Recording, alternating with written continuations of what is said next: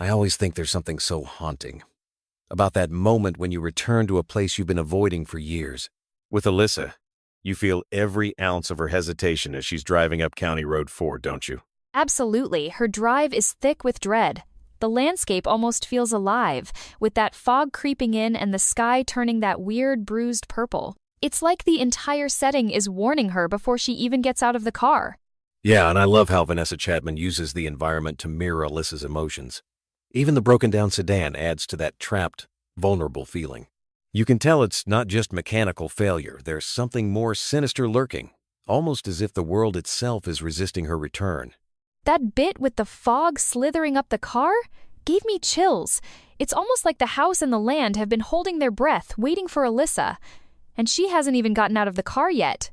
Now, once Alyssa actually reaches the house, that oak tree in the backyard, what a shift from her childhood memories. It used to be her comfort zone, right? Yeah, and now it's this looming, almost predatory presence. There's something deeply unsettling about the way it's described, towering, ancient, like it's seen every family secret and is just waiting. It's interesting because so many horror stories use houses or objects. But here, the oak feels like its own character. The way shadows linger under its branches at night, it's no longer just a tree. It's more like a doorway to something Alyssa can't quite face yet. And it's not just her imagination either. Those whispers from the roots? That's the kind of detail that makes the supernatural element feel so grounded, almost inevitable. What really grabbed me was when Alyssa starts digging through her mother's old things and finds those journals. It's such a classic setup, but the way the curse is threaded through generations, it's genuinely creepy. Oh, for sure. The idea that this isn't just Alyssa's problem, but a whole family history of being haunted by the same spirit makes the horror feel inescapable. And the curse choosing one family member to keep? That adds a personal, almost claustrophobic sense of dread. I totally agree. It makes you wonder how much Alyssa's mother knew and what she might have done to protect her. The journals almost act like breadcrumbs, tempting Alyssa and us as readers to dig deeper, even though we know it's dangerous. You know, I kept thinking, what would you do if you found out your family had been marked for generations by something living in your backyard? It's such a terrifying twist on family legacy. Speaking of terrifying, once Alyssa starts hearing the whispers and seeing the visions of that young girl, I felt the line between reality and the supernatural just dissolve. Yeah, it's almost like the more Alyssa investigates, the less stable everything becomes.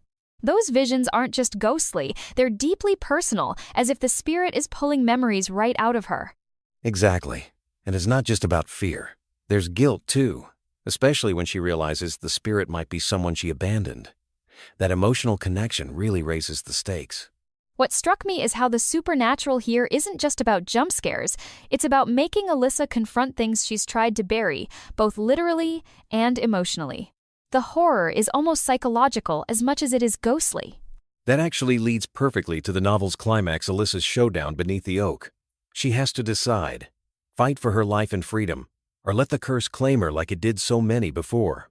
The tension in those scenes is unreal. You can feel the ground almost shifting under her feet, as if the roots themselves are ready to drag her down.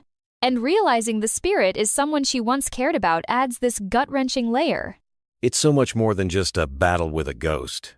It's Alyssa fighting for her own identity, her memories, and her future.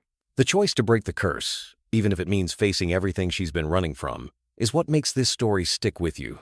And that final image standing beneath the oak, knowing what's at stake, it's like the perfect summation of generational trauma and the courage it takes to confront it.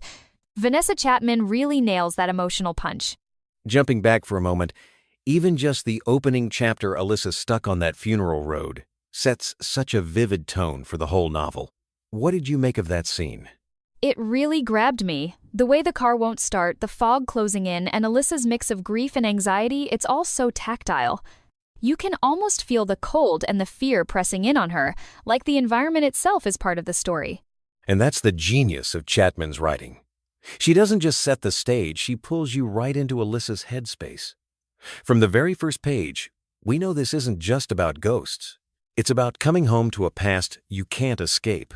Exactly. And by the time Alyssa steps out of that car, you just know nothing will ever be the same. It's the perfect invitation into a world where the ordinary and the supernatural blend in the most unsettling way.